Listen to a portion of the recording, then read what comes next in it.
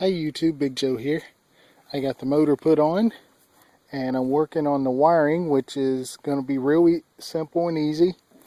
It's going to have just a kill wire to kill engine, and then later on maybe some headlights. I got the motor mounted. I can't find no mufflers, so this will do. Be a lot better than what was on there.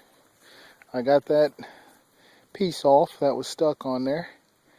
I had to put a spacer on the pulley so the pulleys will line up. So that's done. Work on the exhaust, finish the wiring,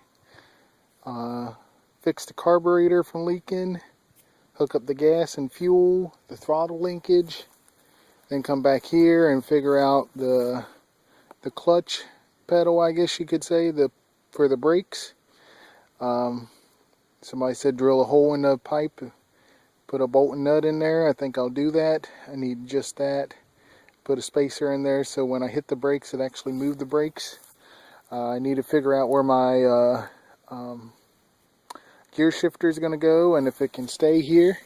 As I said before, it's rubbing right there. I need to fix the steering, which I just need to turn the steering wheel around, and I'm going to move that Craftsman off of there. Put something else on there, maybe a Biohazard sticker. Fix the front end.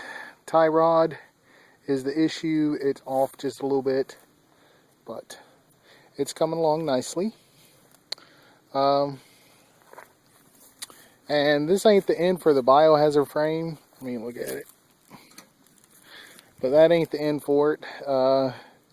The front end and the steering and possibly the steering column is going into the rusted brat, because let's face it, that steering is hopeless and it probably needs it. Now looky here, that was the skid plate slash bracket, custom bracket for the Biohazard transmission. And if that transmission and the rusted brat is no good, that transmission will go into it. Yes, it's worn out and it's a piece of junk, but what better use than to put it in another rusted out piece of junk.